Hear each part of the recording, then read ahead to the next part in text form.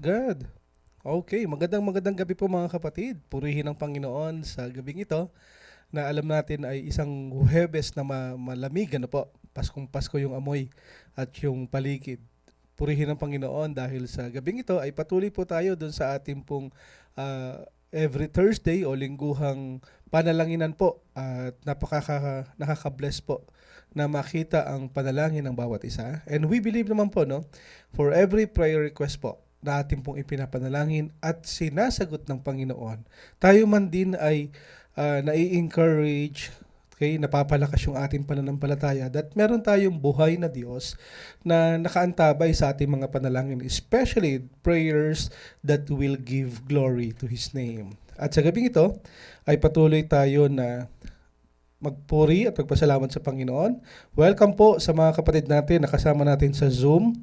Yan, yung mga kapatid natin na naka-join sa Facebook page at sa YouTube. Isa pong mapagpalang gabi sa inyong lahat, sa kasama natin sa Panambahan at sa mga aabutin pa po ng session na ito or yung service na ito, nawa po ay patuloy tayong pagpalain ng Panginoon sa awitan, ganyan din naman sa ating mga praise report at sa ating pong maikling devotion para po sa gabing ito. We will continue our series for this month at ang topic po natin ay about humility. So bago po tayo magpuri, magpasalamat, lahat ay gagawain natin, ialay muna natin sa ating Panginoon ang gabing ito at patuloy na maluwalhati po siya. Let's pray. Heavenly Father, we thank you sa gabing ito na pinagkaloob mo. Salamat Panginoon sa lakas ng katawan, sa pag-iingat, pagsubaybay at paggabay.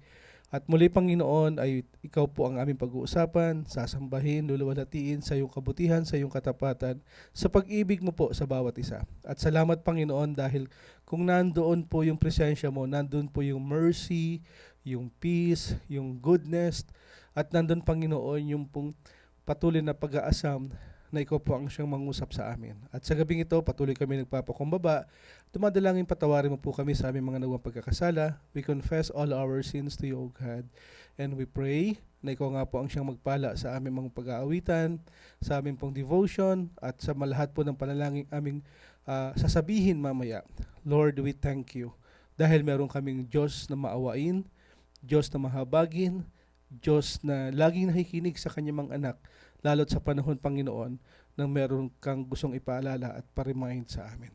Bless this night and we commit sa iyo, Panginoon, ang connection, ang server, ang team na nag-aayos ito sa online. At muli, Panginoon, dalahin mo po, Panginoon, o let our brethren hear your word sa gabing ito. Thank you, Father, for everything that you have given to us. Thank God it's Thursday and we bring back all the praises and the glory unto you. In Jesus' name we pray. Amen. Sige po, tayo po ay magpuri at magpasalamat sa ating Panginoon.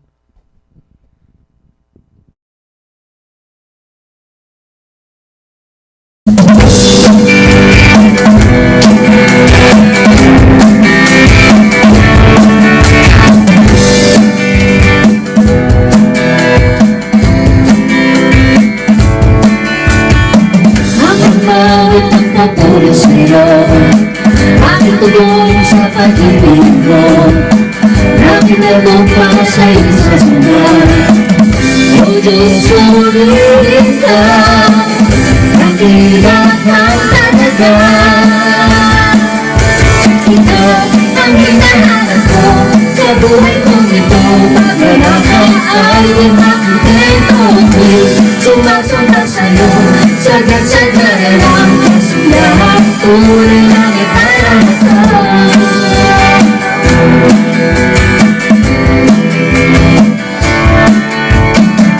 Ang umawit ng patuloy sa'yo, aking tugon sa pag-ibig mo, nang natupa sa'yo sa sunod.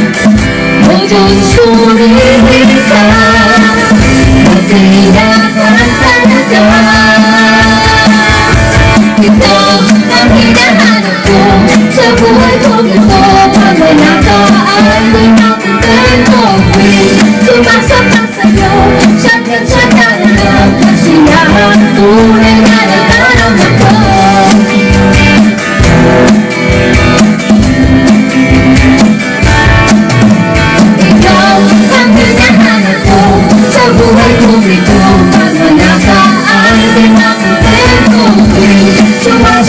sa'yo Sagat sa kanan ng kasiyahan Tunay na nadarama ko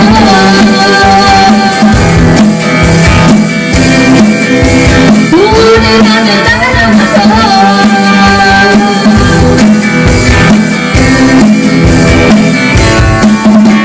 Ikaw ang hinahanap ko Sa buhay kong ito Pag wala ka ay hindi makontento Sumasambad sa'yo Sagat sa kanan ng kasiyahan Tunay na nadarama ko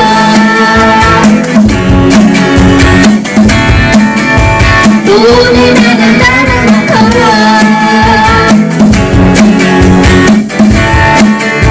Tunay na nadarama ko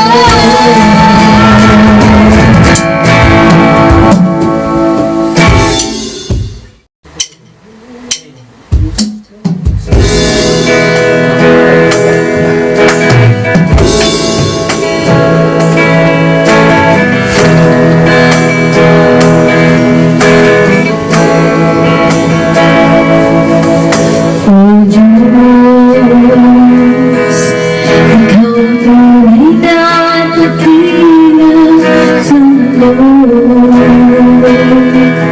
Ikaw ang harap na mahal ng tulad ko. Manamamog lahat, pag-ibig mo ay kapal at wagas. Oh Diyos, wala nang mapantay sa kabutihan ko. Ang alam mo'y itataas sa buhay ko. Sundin ang loob mo, iparinig ang nais mo. Sa lahat ng panahon, Diyos ka sa amin. Sa lahat ng oras, kayang para sa amin. Panginoong Jesus, purihin ka. Dakilangin ka sa buhay ko. Amin.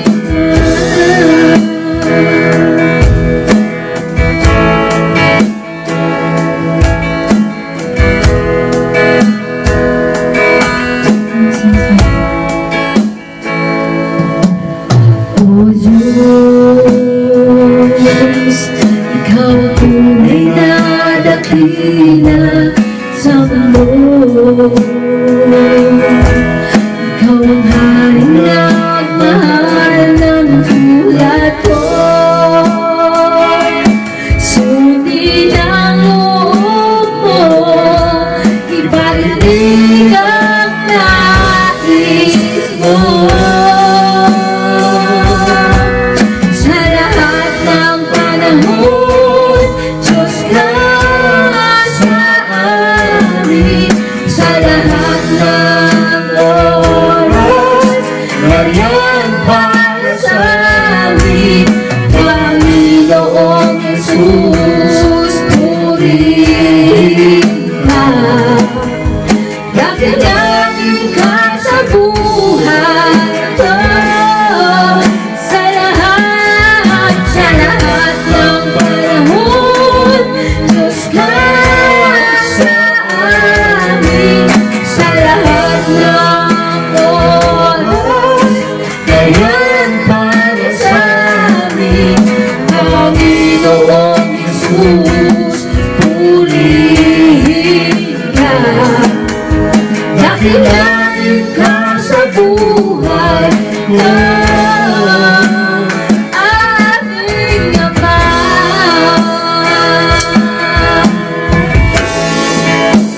Aming Ama.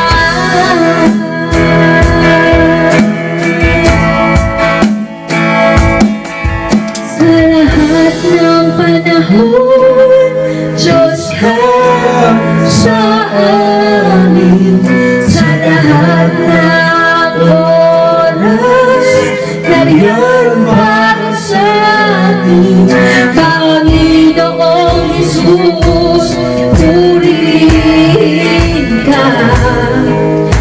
Magalain ka sa buhay ko. Di nagbabago, Nagbabago, Diyos ka sa amin. Tanging sandigan, Marian para sa amin. Panginoong Jesus, maghari ka. Mag-iwanag ka sa buhay ko. Di nagbabago, di nagbabago. Diyos ka sa amin. Tanging sandigan, Marian para sa amin. Panginoong Jesus, maghari ka. Mag-iwanag ka sa buhay ko. Aming Ama, aming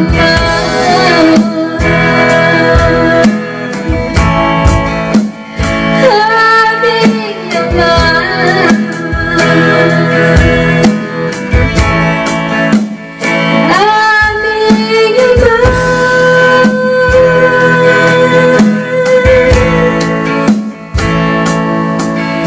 Sa lahat ng panahon, Diyos ka sa amin.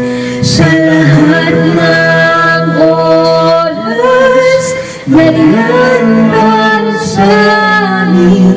Panginoong Jesus, purihin ka. Nakilain ka sa buhay ko. Di nagbabago, di nagbabago. Diyos ka sa amin. Sa sandigan, Marian para sa amin. Panginoong Jesus, maghari ka. Mag-iwanag ka sa buhay ko. Aming Ama.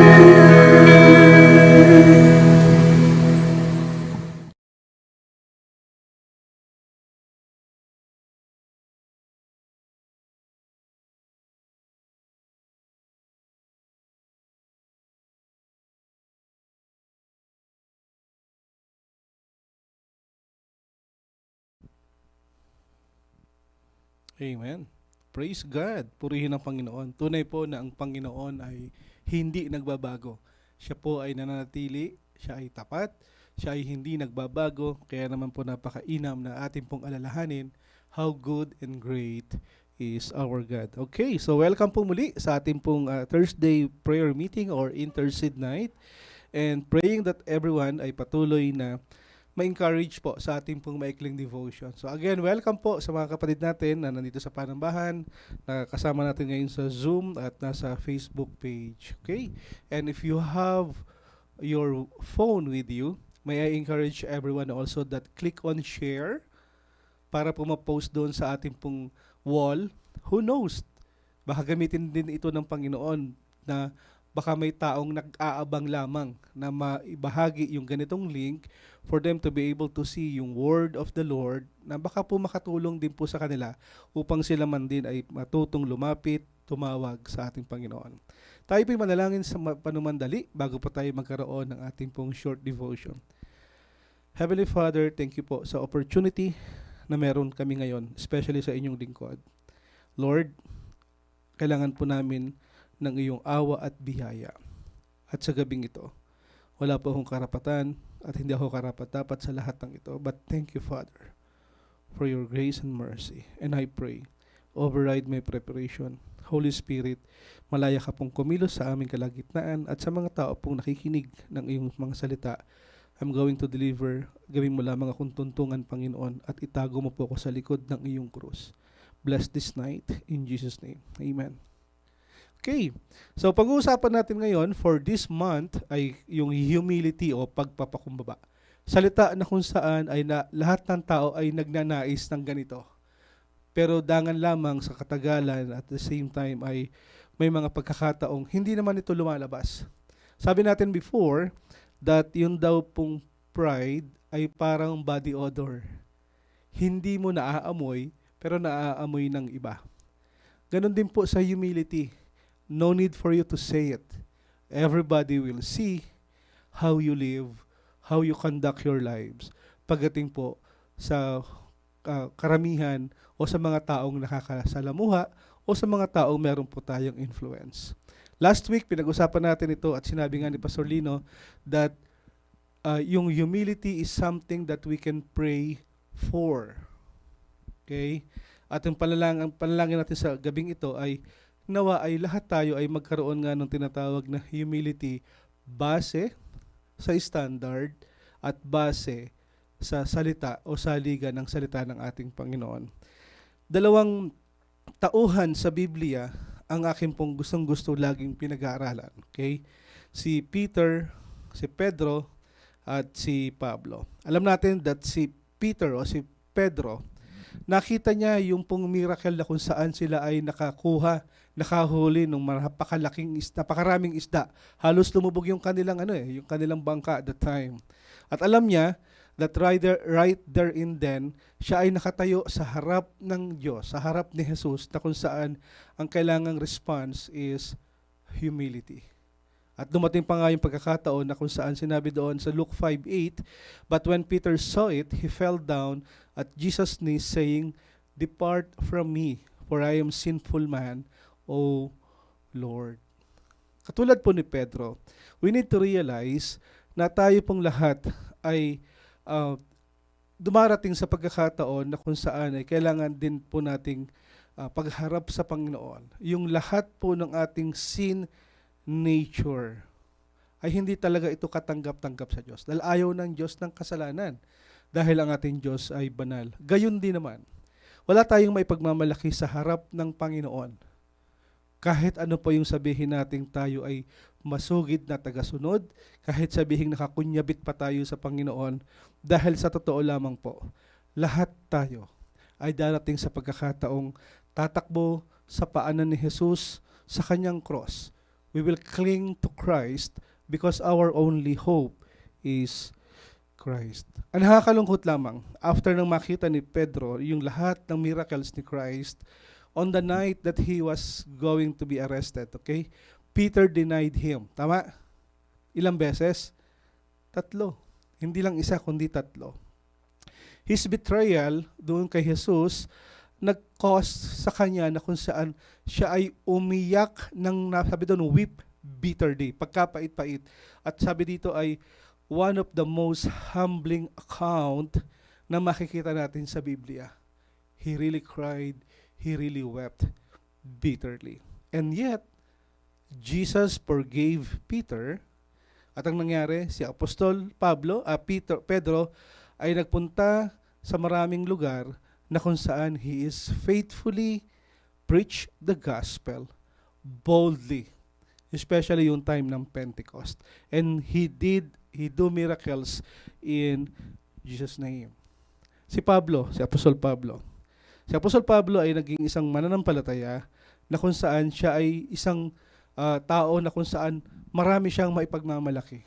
Tapos ng pinag-aralan, sa dami ng alam, sa pagiging bold, sa kanyang kinatatayuan kung ano yung gusto niyang mangyari. At the same time, dumating yung pagkakataon na kung saan siya yung naging persecutor ng church, at the same time, ay wala kang maipipinta sa kanya pagdating sa pagsunod sa batas. And yet, after na siya ay sumunod kay Jesus, na-realize niya na parang baliwala talaga ito sa harap ng Panginoon. Ano man yung kanyang na-attain, ano man yung kanyang nakuha, sabi doon, whatever I gain, I counted as loss for the sake of Christ. Sinabi niya yun sa Philippians 3:7-19.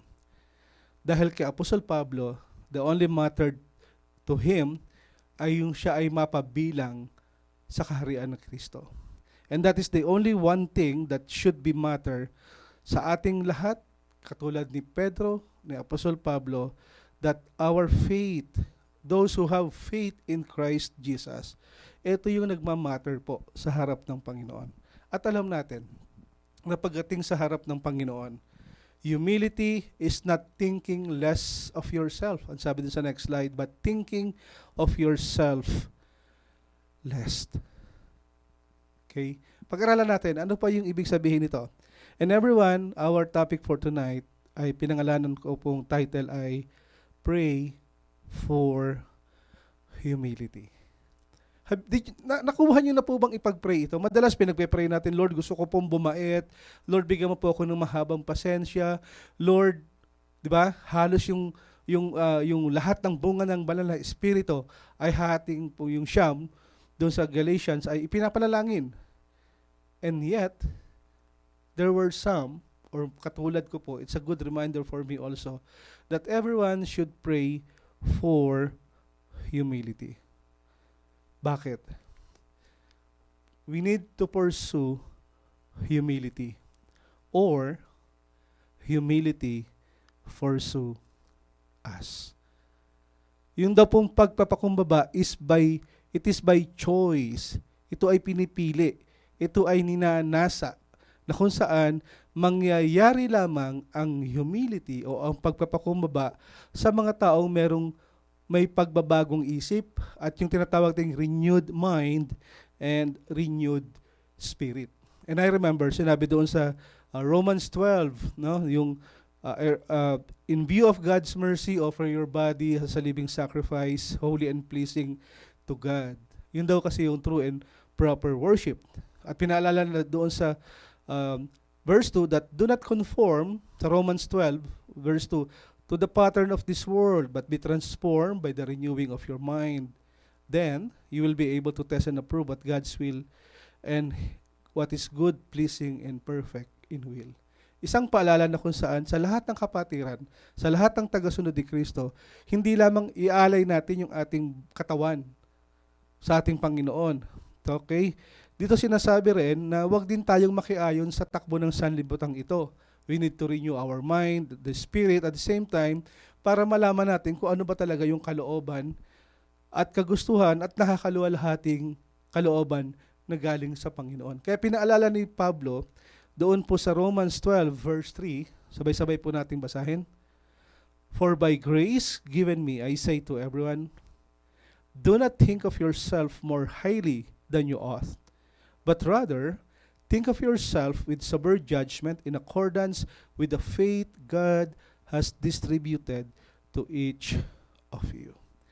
Pinapakita rito na sabi doon, after na alam nyo yung kalooban ng Panginoon, what is good and pleasing sa kanyang harapan, after na makita natin that we need to offer our lives as a living sacrifice, after na makita natin that we should not conform to the pattern of this world, ang paalala dito ay sabi doon, I say to, every one of you. Sa lahat ng tagasunod ni Kristo. Ang sabi, do not think of yourself more highly. Do not think of yourself more highly. Here, it will show that Apostle Paul urged us to sacrifice our body at the same time, our mind. And we should always seek God kung ano yung purpose niya sa buhay natin. At sa mundong ito, habang tayo ay naririto, lagi natin nasain at sabihin sa Panginoon, Lord, ano po ba yung gusto mong gawain ko? Dito ipinakita ni Pablo na by nature ay wala talaga tayo nito. Dahil tayo ay self-centered. Nakatuon lamang tayo lagi sa ating narating, nagawa, naiambag. Nakatuon tayo lagi sa ating pong talent. Nakatuon lamang tayo doon sa ating lahat ng time, treasure, and talent and effort. Everything ay nakafocus sa ating sarili. Kaya naman kapag ang isang tao ay nawala na sa paningin ng marami na hindi na siya sikat, dito papasok yung kabaliktaran ng humility. All of us, ako at kayo, alam natin that minsan ang ating pong pananaw sa pagsukat po ng ating worth ay nakadepende kung gaano tayo kasikat. Hindi po. Dito ipinapakita, sabi ni Pablo, kailangan i-transform, magpanibagong anyo, okay, magbago tayo ng ating puso't isipan na we need to develop our ability na hindi natin dapat nakikita lagi yung ating pong sarili. And a good reminder for everyone, sabi doon, every one of you. We must develop yung pong serious judgment. We will use our unbiased eye. We need to be honest with ourselves about what we're good and what we're not.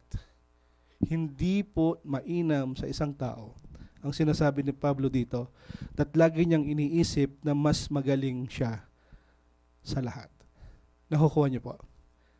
Isang panahon na kung saan lagi nating isipin, especially at the end of this year, ilang beses tayong ginamit ng Panginoon. Sa church, sa work, sa family, ginamit na kung saan tayo ay naging blessing sa kanila, naging blessing sa church, naging blessing sa mga kapatiran, at marami tayong ginagawa na kung saan ay inuubos natin yung panahon natin sa karamihan, sa simbahan, sa ministry. Pero let us check ourselves. Dahil ang Diyos po ang nakakaalam kung ano po talaga ang motibo ng tao. Kadalasan, katulad ng sinabi ni Pablo, do not think of yourselves highly than you ought, but rather think of yourself with sober judgment in accordance with the faith God has distributed to each of you. At sabi doon sa Psalm 31:23, the Lord preserves the faithful, but abundantly repays the one who acts in pride.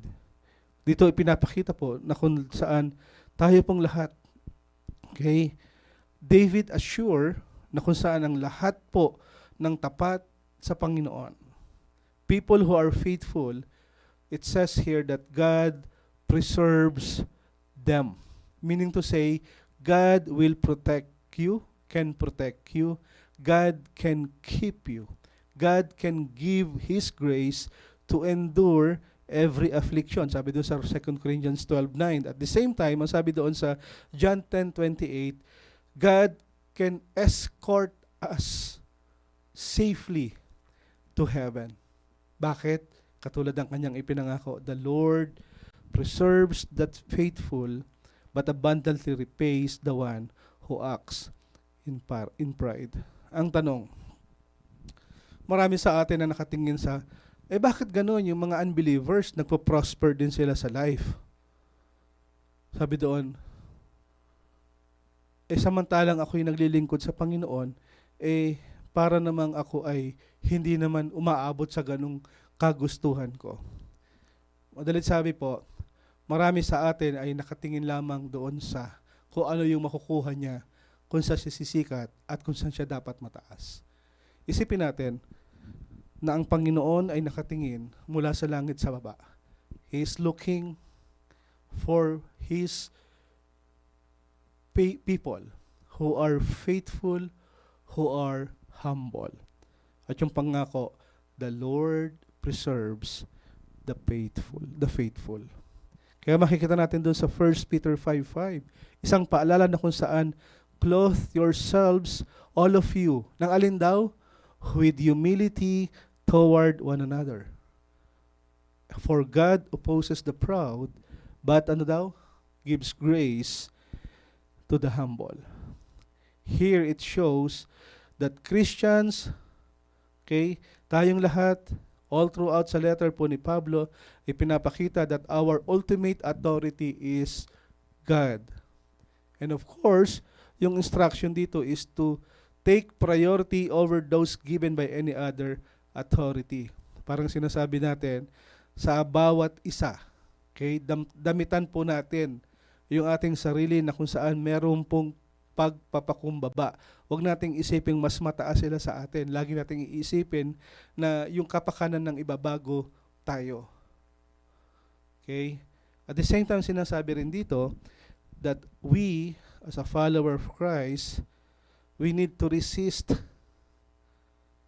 yung ganitong attitude And we need to be warned that especially in the church, okay, as human, the choice to be humble is not something comes naturally.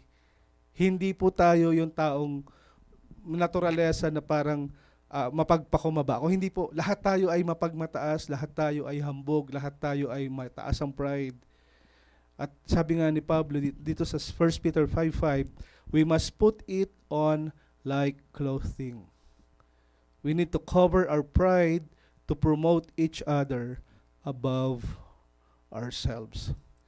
Here it shows God is reminding us the choice to be humble towards each other is not about human relationship. Ang response po ng Panginoon sa mga taong proud o hindi mapagpakumbaba, ang sabi doon, He opposes them. Ang hirap yatang lumaban pag Diyos na yung kalaban mo. Tama po. At pagpapakita po sa ating lahat that God give grace to the humble. Meaning to say, we need to be humble before God. Next slide. Ang sabi doon sa Isaiah 2:12 and 17. Okay? The Lord of hosts has a day against all that is proud and lofty, against all that is lifted up. And he lists things like the arrogance of the cities and culture, and they made all the ships of Tarshish and the high towers and fortified cities, and say, the Lord alone will be exalted on that day. Minsan po madalas ay sabi doon ay tayong may mga taong arrogante, people who are who walang ginawa kundi yung mga kasamaan, people who are against to each other, people who are proud. At alam natin na yung mga ganitong aksyon ay hindi po ito makakapanaig pagdating po sa Diyos. And as Isaiah assures that yung mga ganitong tao, darating din yung panahon na sila ay matatapos. Lalaos ka, hindi ka sikat, hihina ka, hindi palaging nandyan ka. Meaning to say, may mga pagkakataon that sa lahat ng ginagawa po natin, there are always yung tinatawag nating consequences. Sabi doon, the arrogant may tell themselves na tayo ay nalalo, tayo ay malakas, okay tayo ngayon. Yet, this is not true dahil pagdating ng Panginoon, He opposes the proud. Ano nakukuha po? At pinapakita rito po, mga kapatid, na ayaw po talaga ng Panginoon ng proud or pride ng tao.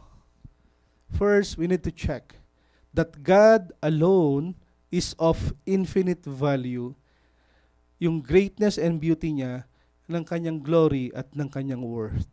Sa Diyos lamang yun. At kadalasan, ang tao ay nakakakita ng kanyang sariling kaligayahan, ng sa kanyang sariling satisfaction on his own, instead doon sa ating Panginoon. At maraming tao, they are exalting themselves, and they insist what is righteous, what is good. People who like to be parang entitled sa lahat ng bagay. People who think that hindi natatakbo yung simbahan pag wala na sila. People think that paano na kayo pag wala na ako. Those are the things na kung saan sinasabi, teka muna, may araw at darating din yung araw na sa kinatatayuan natin ay tayo ay mawawala.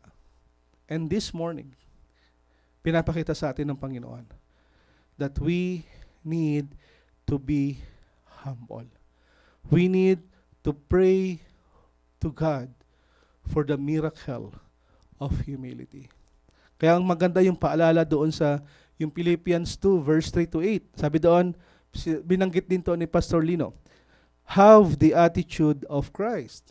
The Philippians 2 verse 3, sabi doon, do not be selfish, do not try to impress others, be humble, thinking of others are better than ourselves. Pinapakita po dito mga kapatid that sinasabihan ni Apostle Pablo yung kanyang readers na to avoid acting in greediness, to avoid acting in dishonesty. Dahil yung goal ng Panginoon sa buhay natin is to remove focus from ourself papunta sa iba. Pinapakita dito na kung saan is yung statement na love your neighbor.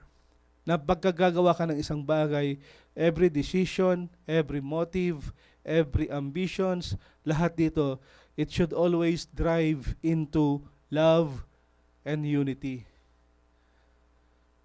Diba? At dito sinasabi ni Apostle Pablo that we need to put other first. All believers, we need to pursue yung kindness, yung humility that lead to mutual love and unity.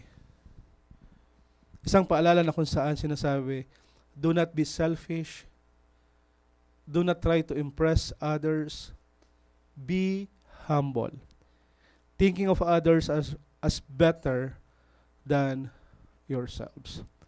Tignan natin mamaya, at the end of this slide, it will show kung gaano ba talaga tayo ka-humble. Verse 4, do not look only for your own interests, but take an interest in others too.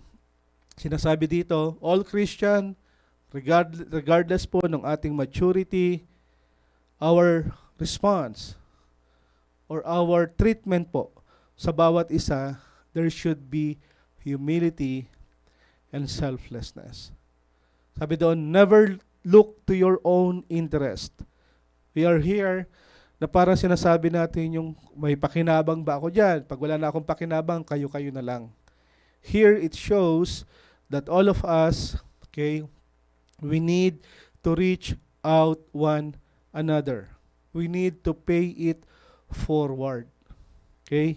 Maraming pagkakataon sa buhay natin, sa loob at labas ng simbahang ito. We need to spread love. Share the gospel. Don't look out to your own. Okay lang kung nag-share ka ng gospel na pahiya ka, okay lang. Personal interest, sige po. Ang importante, yung interest natin sa kanila for them to be able to share, to hear the word of the Lord. We need to help this community, believers man o hindi, as part ng Great Commission. Sabi doon, do not look down, do not look out only for your own interest, but take an interest to others too. You must have the same attitude that Christ Jesus had. Ano yon? Though He was God, He did not think of equality with God as something to cling to. Diyos siya. Di ba? Yung panahon na kung saan siya ipapako na kaya niya magpadala ng maraming anghel para iligtas siya. And yet, siya ay Diyos pero hindi niya ginawa at hindi, though He did not think of equality with God but as something to cling to. Pinapakita rito mga kapatid, Jesus, okay, hold on to His positional authority. He came here humbly as a servant, giving His life to serve others. Kaya ang sabi doon sa Biblia, di ba?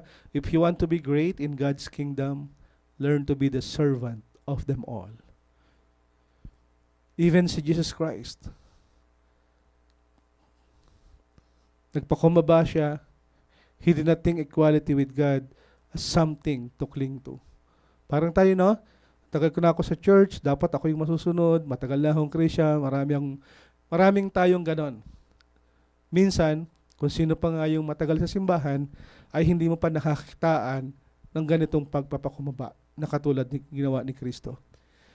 Gusto mong salaminin yung buhay mo, salaminin mo ito hindi doon sa level nung kaharap at katabi mo. Salaminin natin yung ating buhay sa harap ng ating Panginoon. Have the attitude of Christ. 7, instead, He gave up His divine privilege. He took the humble position of a slave, was born as a human being, when he appeared in human form.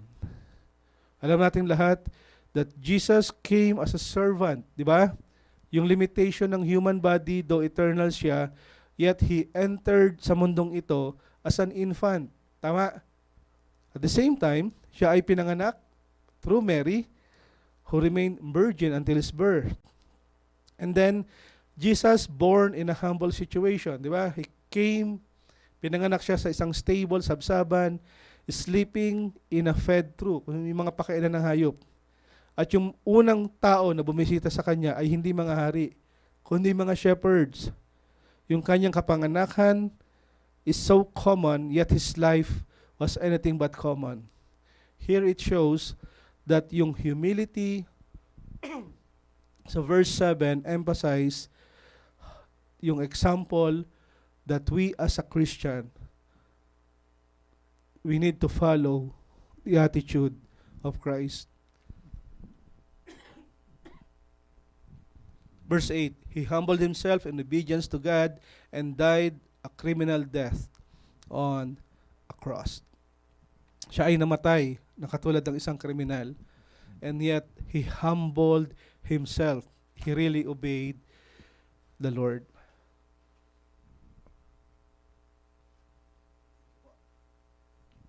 Check natin yung ating sarili. Gaano ba tayo ka-humble?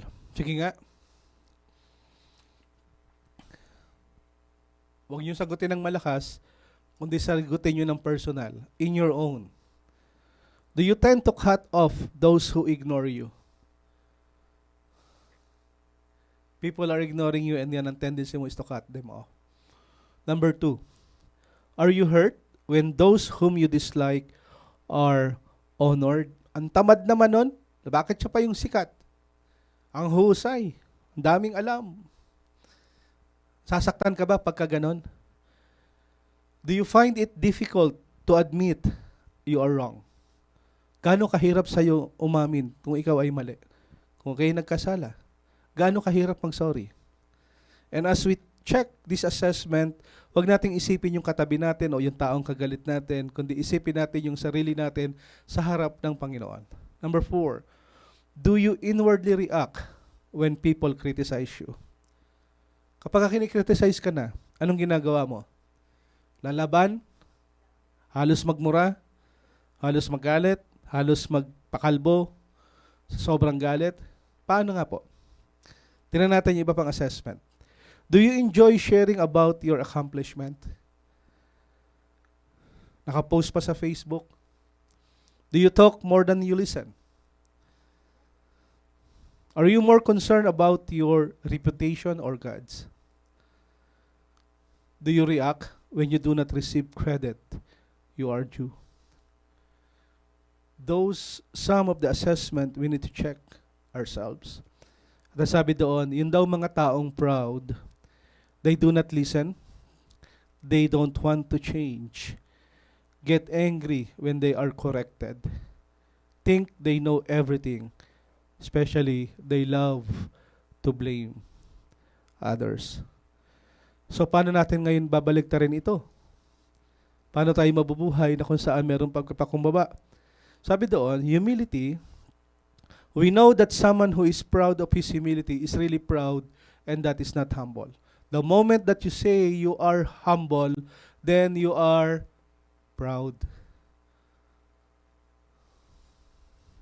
So it shouldn't be, hindi raw dapat maging mahirap to understand that whenever we demand for grace, whether from God or people, we don't really understand what grace is. If you feel entitled to it, then whatever is it, it is not grace. Are you a person na gusto mo entitled ka sa lahat? Are you a person who says na pwede mo sabihin sa sarili mong kapag pakumaba ako, pasalamat ka? Then you are not. Ang sabi sa Biblia, therefore, sabi dun sa Ephesians 4:1-3, therefore I, the prisoner of the Lord, implore you to walk in a manner worthy of the calling with which you have been called, At ang paalala, with all humility, gentleness, patience, showing tolerance for one another in love, being diligent to preserve the unity of the Spirit in the bond of peace.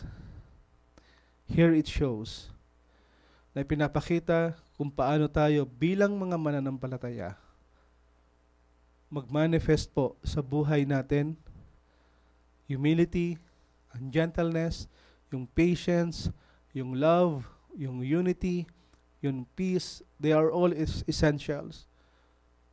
Bilang kabahagi po sa isang spirito, sa katawan ni Kristo, sabi doon, grace is given to each as Christ desires. Importante rin po yung maturity.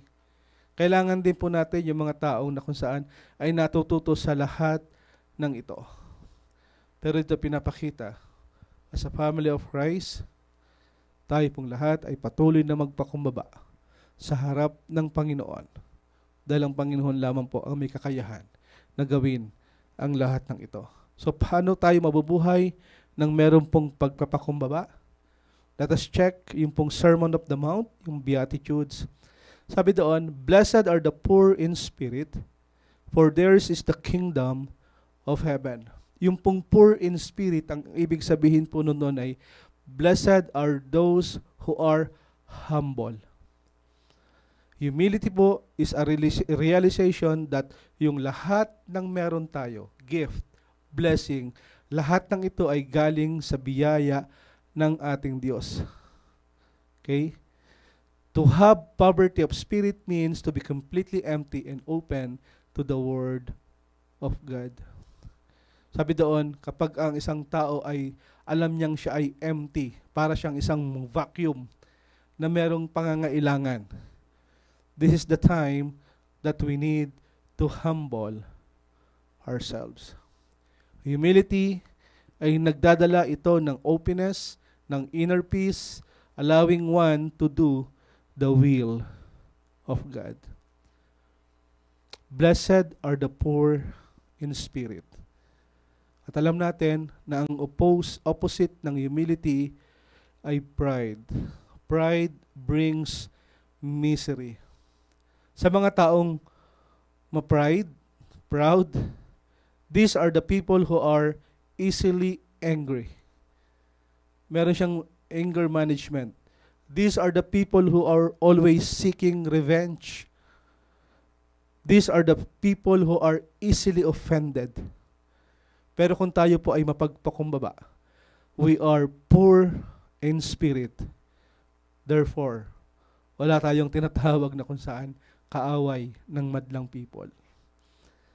Una natin gawin, we need to be humble, poor in spirit. Pangalawa, for us to live a humbled life, ang sabi doon, blessed are they who mourn, for they shall be comforted. Alam natin that kung tayo ay mapagpakumbaba, we appreciate all the blessing, all the gifts na galing sa Panginoon. At kung tayo ay lalago sa pag-ibig at sa may pagpapasalamat para po sa ating Panginoon, alam natin na mga pagkakataon na sa lahat ng ating mga kasalanan, sa lahat ng taong ating nasaktan, even people who are not good to us, we need to mourn and regret over our sins and the sins of the world. Anong promise ng Panginoon? For they will be comforted. Lastly, blessed are the meek, for they will inherit the earth. Pangatlong bagay na dapat nating gawin, tayo po ay maging mapagpakumbaba.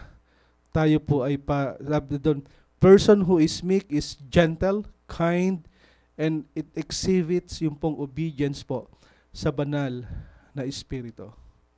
Yun daw pong obedience and submissions sa kalooban po ng Panginoon, certainly until this day, they will bring peace, hindi lamang sa taong kinasasakupan nila, kundi sa darating pang mga henerasyon.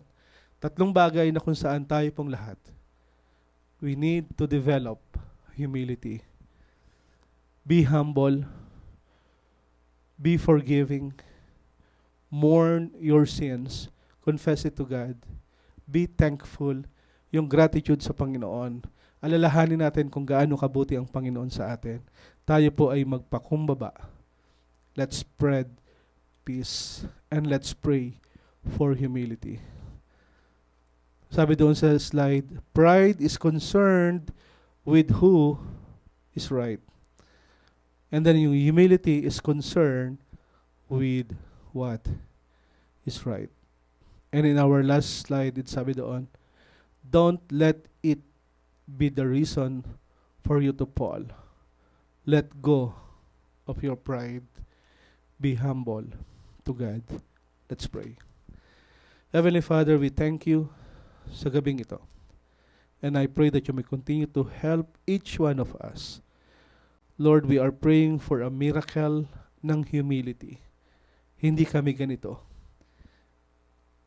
At dahil alam namin, Lord, na unti-unti mo kaming tinutulungan at binabago, we are praying for a miracle of humility. At minsan pa, Panginoon, turuan at tulungan mo po kaming mabuhay na magbibigay po ng luwalhati sa iyo. Bless mga po ang gabing to. Sa iyo po ang lahat ng papurit pasasalamat sa pangalan ni Jesus. Amen.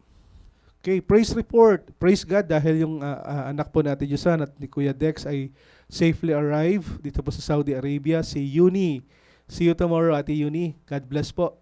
Si Kuya Jeff, yung kanyang anak, si Jeffoy, yung complete healing po doon sa ubo, no? Tsaka sa panahon talaga, yung may mga sakit ng bata. Si Jeffoy ay magaling na rin po.